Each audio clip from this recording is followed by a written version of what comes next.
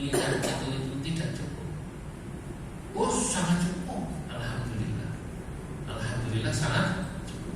Kenapa masih punya sawah, masih punya tambak, masih punya toko? Banyak ini. Gini, supaya saya tidak mengandalkan diberi pada saat saya ngisi di sana, di sini, di sini. Karena saya sudah punya tambak, punya sawah, punya toko. Nah, kan kalau saya tidak punya sawah, tidak punya toko, tidak punya ini kan itu. Apa aku tidak MBC barang toko piro MBC.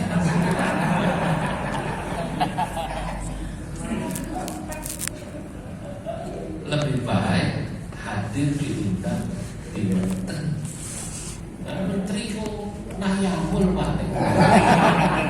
Nayamul tahu ya? Lumayan. Nah ini kalau yang kayak begini mungkin nggak punya sawah, mungkin nggak punya toko, nggak punya tanah. Nah itu contoh. Nah yang saya ambil ini dengan begini ini rohnya. Oh iya. Berarti yang orang pikir.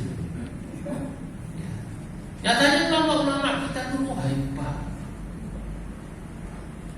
wah hebat, nggak ditakar orang. Kamu balik kiai, bukan aja cuma itu ditakar, dikilani nih cara Jawa apa? Gile. Kata orang Jakarta bilang, ya lu bisa ditakar lu segini tuh. Dia masih dikasih duit segini, dia menurut temen lu. Ini saya pakai bahasa Betawi. Saya orang Betawi asli sebenarnya, cuma di situ aja ada kayak orang Jawa. Jadi kalau di Betawi, orang saya bilang, gitu. Ya dia mah ilmunya segini, orangnya bisa dikilani. Lokasi segini lebih jembian. Ini Betawi kalau ngomong itu, ini ngomong Betawi, ngomong Sidoarjo aja. Kita Betawi. Saudara-saudara. Nanti Abdullah Salam ya. Abdullah Salam itu bagaimana keikhlasannya, bagaimana waroknya yang saya sering dalam beberapa pengajian saya itu sulit itu mencari kiai Abdullah Salam. Abdullah Salam itu saya tahu pas mondok pertama soal ayah saya ngantar Muktamar Situbondo itu pembukaan sebelum Indonesia Raya yang buka Abdullah Salam. Karena saya tahunya itu ayah saya pada saat bawa saya soal itu minta ijazahnya. Buka muktamar, beliau itu baca Fatihah 41 kali. Presiden kalau misalnya cara ini 3 bilang Al-Fatihah, Al-Fatihah 41 kali. Pak Harto baca Fatihah, Al-Fatihah, Al-Fatihah. Asli. Coba tanya yang kiai sebut. Ayah saya soalnya hadir. Wah, Pak Harto baca Fatihah 41. Tapi habis pembukaan itu Abdullah Salam langsung mundur pulang. Wah kalau kiai sekarang kan habis pembukaan gitu apalagi foto-foto kan itu saya enggak. Pada saat saya itu ayah saya ingat sekali bilang, Mbak, dalam menyebut ijazah itu kemarin Abdullah Salam buka acara muktamar di mana namanya Situbondo 41 kali. Kata Abdullah Salam, aku digarap Bahlim itu, kan Bahlim ya, Bahlim Imam kerjaan Bahlim balik itulah hukum. Ya Allah, saudara-saudara, Abdullah Salam itu sesepuh pondok saya, madrasah kami itu didirikan oleh kakek buyut kakeknya Mbah Salam, namanya Mbah Salam, Sahal bin Mahfud bin Said. Abdullah Salam itu berarti yang mendirikan madrasah kami itu pada 1912 itu ayahnya Mbah Abdullah Salam. Itu sampai saya nggak tahu kalau sekarang. Dulu pada saat saya di sana, madrasah itu tidak pernah terima bantuan sepeser pun dari pemerintah dan tidak mau. Gini aja.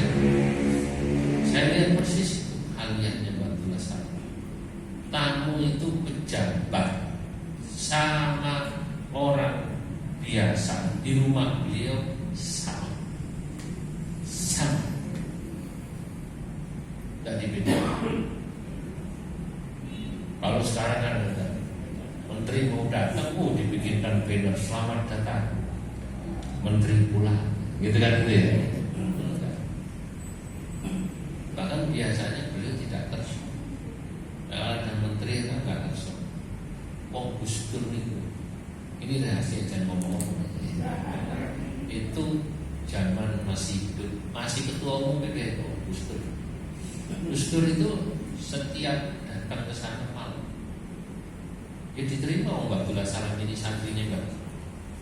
Dan kalau sampai malam yang mengeluarkan minum itu teman saya, kakak kelas saya jauh, Bung almarhum Arifin. Panggilannya Bung, itu supirnya Mbak Abdullah. Yang sekarang masih ada lagi Ubang namanya Nuhan, panggilannya Ubang di Tegal. Bahkan, nah kalau yang Bung ini kadang bingung. Abdullah itu Mas Gus Dur kalau dikeluarkan itu kan nguping, santri kan nguping, ngobrolnya apa? Ini bahasanya nggak paham. Dibilang bahasa Arab bukan, bahasa Jawa kan ngerti lah, bahasa Indonesia ngerti lah, Inggris yo little again lah. Ngomongin bahasa aja. Begitu akrabnya Gus Dur dengan Abdullah Salam, karena itu kan beliau cucunya dulu. Begitu Gus Dur jadi presiden hari Rabu, hari Kamis, kiai pertama yang didatangi itu Abdullah Salam.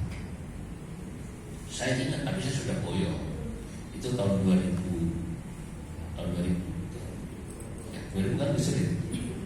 Kiai saya Abdullah Salam saya itu 2001. Itu orang pertama yang didatangi. Jakarta sudah pulang. Nah, tapi apa yang terjadi? Gus Dur sebagai presiden datang, malah rumah beliau ditutup, nggak mau disuai. Aneh. Sampai cari lama ini Gus, saya ini wahnya asli. Susah kan lu cari yang kayak begini. Kalau kata orang minta, lu cari nggak ada dah. Nggak ada. Nah, cara sesuatu yang dulu memiliki saya. Kata dulu nang diwis lah. Mana namanya boga orang. Nah, saudara-saudara, itu tuh Gus Dur diberitahu putra beliau, guru saya juga namanya Kiai Nafi Abdillah sudah wafat. Kata Kiai Nafi, terus minta maaf, Abah tidak kerso di sekolah. Coba kemarin kiai-kiai ini pada di luar, ada presiden masuk, nggak bisa tahu. Lebih nggak maaf. Presiden ini main suara nggak bisa. Akhirnya Gus Dur kan santri. Gus, jangan lagi Gus waktu itu. Yai, ada jalan lain apa tidak? Ada, tapi dari belakang. Pawon, lewat Pawon, melewati tempat santri putri menjemur jeruannya. Menjemur apa namanya? Sidi ya. Sidi dan kopiahnya orang Yahudi. Benar ya? Kiainya Yahudi itu kan kalau ya kiainya Yahudi itu kan sebenarnya BH dipotong jadi. Ini cerita Gus Dur dulu ketika terjadi ya apalah itu ribut antara Mesir dan Israel. Dulu itu topinya apa namanya? Rabi Yahudi itu kan dari Israel. Ya. Terus perang kan nggak ada masuk. Nah, ada yang menyelundupkan. Nah, kan susah cari bahannya. Ternyata BH dibagi dua. Aku dapat kan?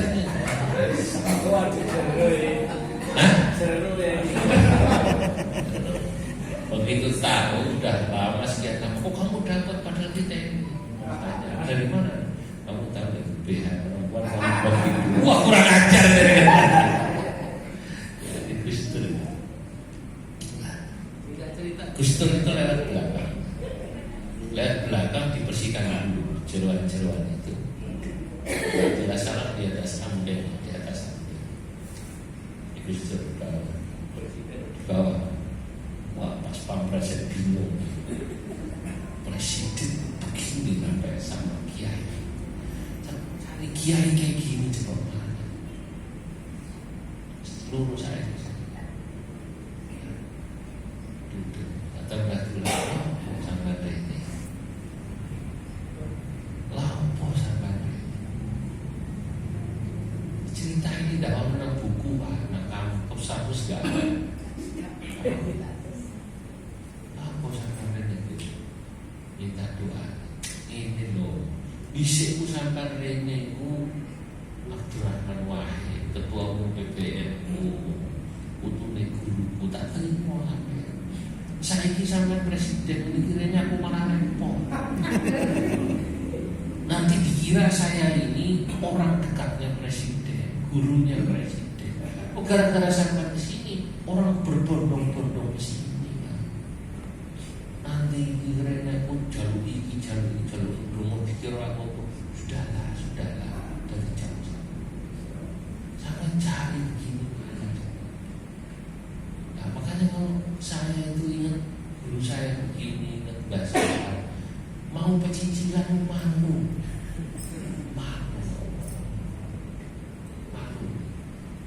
Ya Allah, kok ada ulama begitu ya, yang kalau ngaji setiap minggu ini ada rumah kok kita jadi kelas saya mana guys? Hah? Datang pondok putih kan? Dia motornya pondok putih.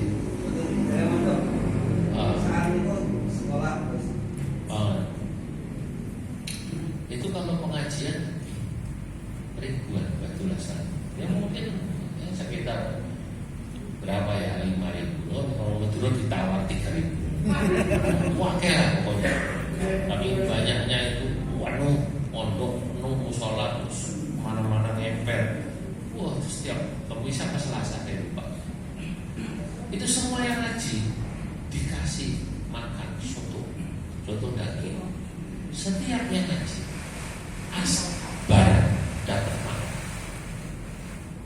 Asal sabar dapat makan. Saya lihat itu meluarnya. Mungkin ada yang nyaut, ayo pantas kiai, Singapura kiai. Ya ini bedanya guru saya. Batulah itu kesel dia blok. Yang ini juga yang saya belum bisa ngikuti. Allah, ya terus. Nah pertanyaannya dari mana coba itu ya rezeki?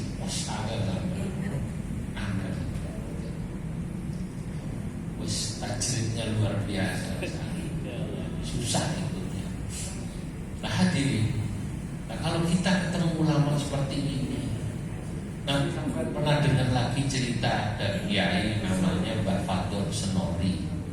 Mbah Fadl Senori itu santrinya tidak banyak, tidak sampai ribuan, ya, ratus saja tidak. Mbah Fadl Senori itu tidak sampai 100. Makanya sekarang pondoknya nggak begitu terkenal. Tapi santrinya semua itu jadi kiai besar. Termasuk Mbah Fakih Abdullah Fakih kita. Masuk ada putranya guru saya. Mbah Abdullah Sanad itu sering sana juga minta ijazah.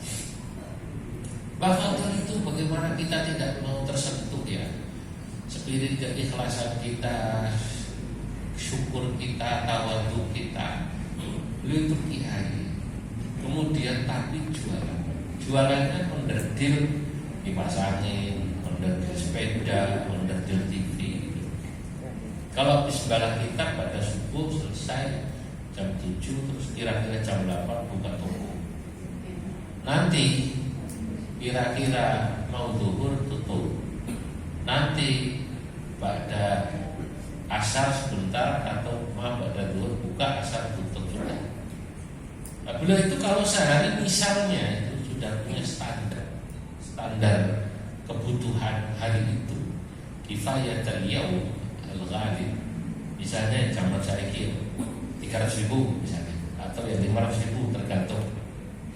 Itu kalau buka toko, kalau jam 10 sudah dapat 300 atau 500.000, toko tutup.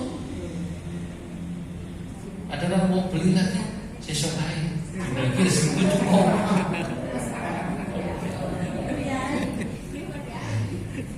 Nah, saya ini coba kalau mau balik semengi telung buku.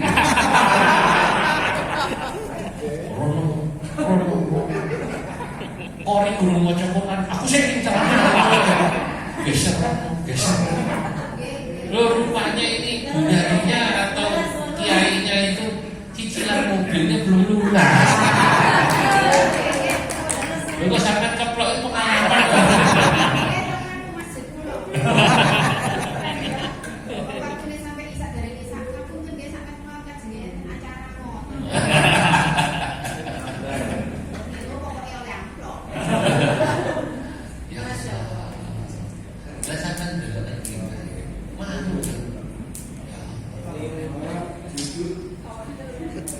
Jadi agama itu kemudian digunakan untuk menambal dunia. Dalam bahasanya Al-Ghazali dalam kitab Ihya Usair digambarkan ada yang menyobek sarung agamanya untuk menambal baju dunianya. Sekarang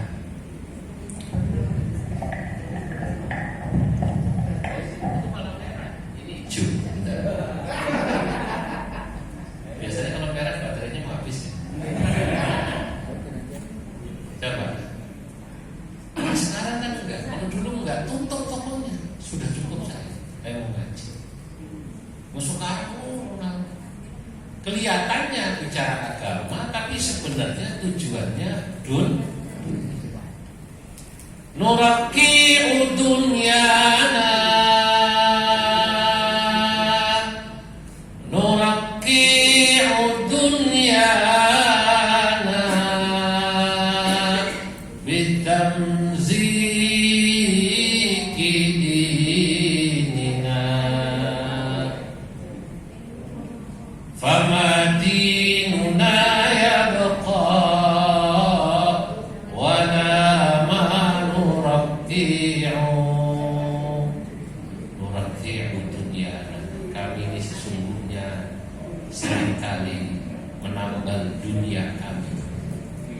bitamziqi dinina, dengan menyobek agama kami. Tapi ternyata ketika kami menyobek agama untuk nambah dunia, yang terjadi apa? Famadinuna yabqa wala ma nuratti'u. Ternyata agama kami hilang, dunia kami juga tak tinggal mati juga. Mobil kreditan itu ternyata yang begitu mati diwaris. Nah begitu ya. Saudara-saudara, itu Mbak Fatul itu, ya Allah, kata guru saya kalau didengar cerita-cerita ini saya pegang, ya tangguh lah, saya pegang tangguh, saya pegang sampai wafat tidak haji. Santrinya banyak, ngajar haji, pejabat, bupati, orang kaya. Tapi beliau jawab, matur suwun, terima kasih. Kalau kata orang Betawi, entar kalau gue punya duit, gue haji sendiri. Orang Betawi gitu. Gue nak duit tak makan haji dewe. Lah kapan lo bisa pergi haji? Kalau sudah dapat 300.000, 500.000 tutup. Cukup sampai wafat. Dulu saya diceritakan cerita ini, saya itu nggak paham. Kok ada kayak begini? Setahu saya di kampung-kampung sekarang, orang itu kalau diajak umroh sama bupati senang. Jangan haji, betul kan tidak? Senang ya? Iya. Kok ini nggak mau? Belakangan saya temukan dalilnya. Waktu saya ngaji kitab Minhajut Thalibin Al-Mahalli, Mahalli yang saya Imam Mahalli, yang kemudian pinggirnya ada hadisnya Al-Yufi sama Mairah, itu ada, saya lupa bab haji atau bab hibah ya. Kurang lebih begini bunyinya. Kalau ada anak diajak pergi haji bapaknya, itu dia boleh tolak. Kenapa? Li'annahu kabirul minnah. Karena haji itu gede pengundat-undatnya, resikonya besar untuk diungkit. Nah, itu kalau orang kan punya ilmu agama, dia ukur. Wah, repot ini ternyata. Kalau nanti belakangan repot. Li'annahu kabirul minnah, karena belakangan khawatir diungkit. Itu yang mengajak haji bapaknya. Fakaifa, ya, bagaimana kalau orang lain? Kiai dulu mau dikasih bantuan, mau diajak itu, mau ini aku duduk di aku kaji. Maka wibawa, Pak, kalau ngomong wibawa, gagah. Ini kalau bupati ini mana sampai soalnya biasa bawa proposal, ya arhamar rahimin, ya arhamar rahimin, irhamna, biasa irhamna. Nah, ternyata betul di Kabupaten Al-Fulani, Kabupaten Anu lah, bupatinya ketangkep. KPK korupsi sekian ratus miliar. Waktu diparani sama seorang anak kiai Gus Pulan, Pak Bupati, ya apa sampai lu kok korupsi semua kiai? Lu sampai lu anggaran kanggo baju cukup, mobil dinas cukup, kabeh cukup, uji korupsi kanggo apa jawaban Bupati? Ini Gus, jujur, iku sing tak kanggo, tak cukup, sing akeh kanggo mangkat no umroh tim sukses tak kabupaten. Gua pokoknya KMN kulit tahun aku udah lari. Ya Allah, tim sukses. Ya Allah.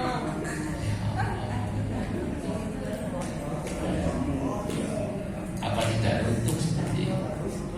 Maka jangan bangga dulu kalau diajak umroh.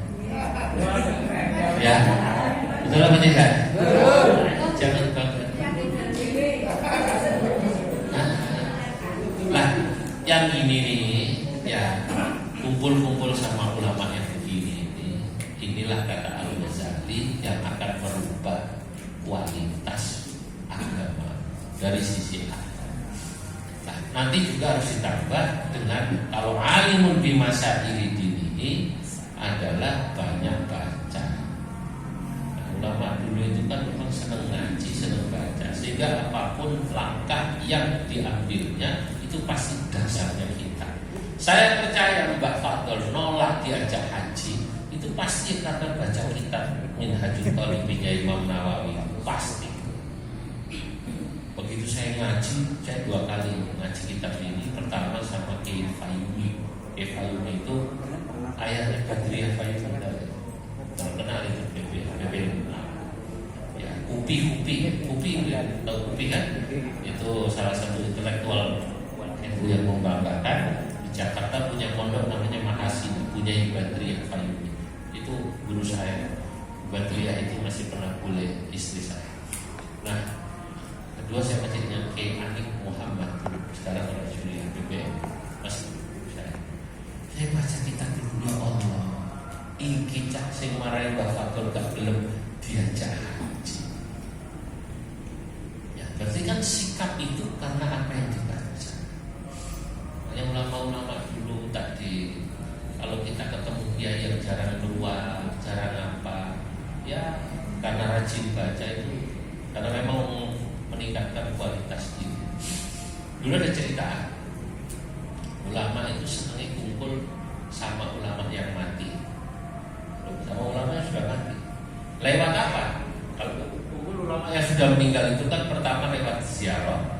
Ada yang kedua kumpul sama ulama yang sudah mati itu lewat baca bukunya, baca buku, baca kitab.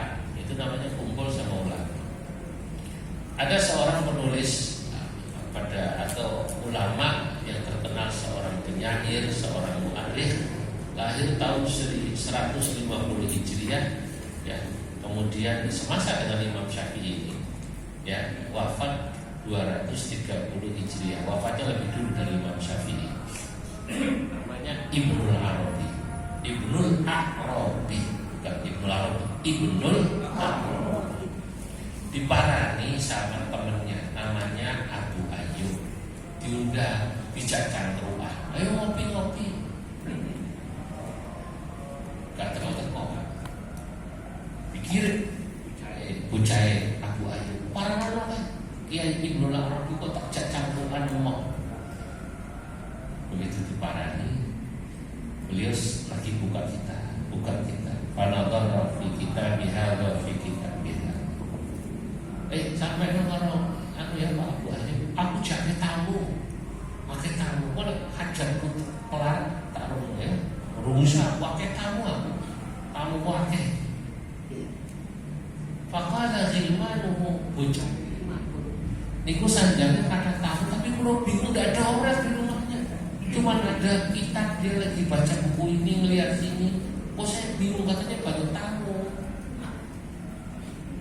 Lalu kemudian lain waktu ketemu. Ya benar Arabi. Mada takun, wahai Ibnul Arabi. Sing ngomong apa?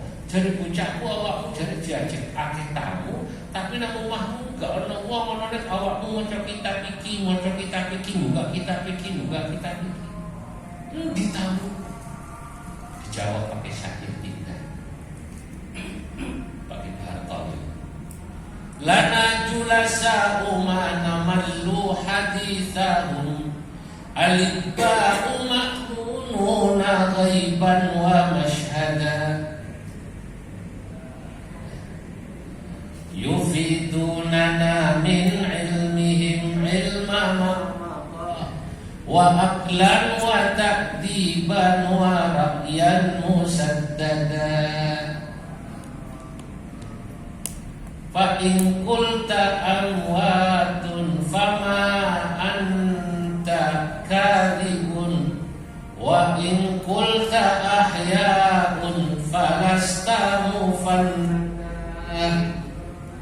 Lana julasa, kami punya teman-teman diskusi.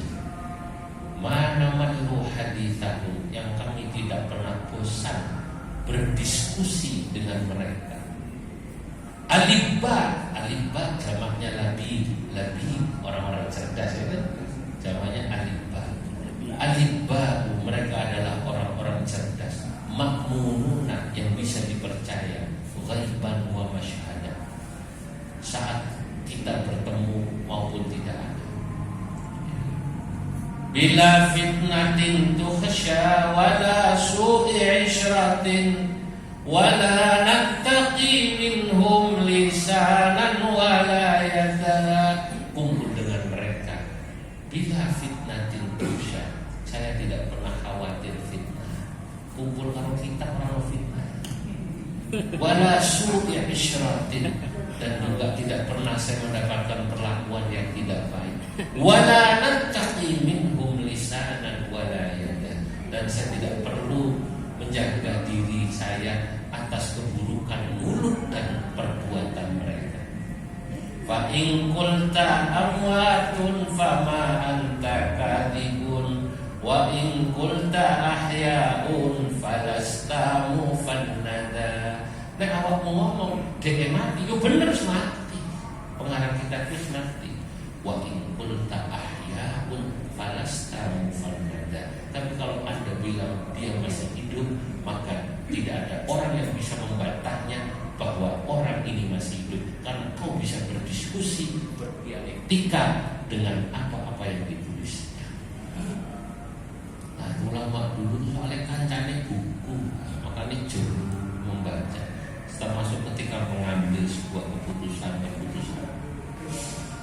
bahwa hal itu pernah ditanya, kenapa ulama-ulama Indonesia pada masa itu, ini bahwa ya, ngomong Arabe kok nggak lancar.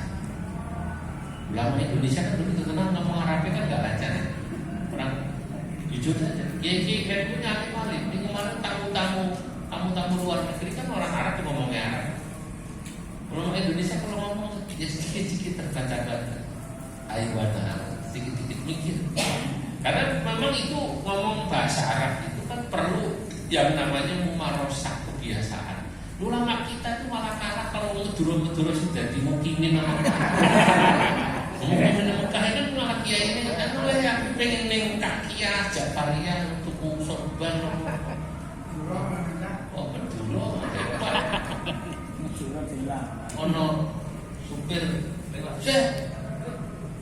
tapi roh wajib aku ditanya berapa di bahasa apa bahasa Arab pasaran itu kan kalau pulang pergi roh wajib kalau santri sing ngaji kita kam yakni tanmin dahaban wajib santri lah kalau supir kan itu kan itu barang terus kemudian bingung mikir dulu cari-cari. Nah, memang bahwa waktu itu ditanya kenapa ulama-ulama Indonesia kayak Mbak Ihsan Jampes kitabnya Bali tapi ngomong Arab beliau nggak bisa. Waktu ditanya bahwa jawab karena ulama-ulama kami belajar bahasa Arab bukan untuk ngobrol sama orang Arab, tapi ulama kami belajar bahasa Arab untuk berbicara ngobrol sama ulama-ulama lewat buku yang dibacanya. Itulah yang tadi dikatakan. Makanya ini salah satu pilihan. Itu alimun bimasail ini menurut saya tetap harus dengan baca buku. Kalau kita baca buku banyak ya insya Allah.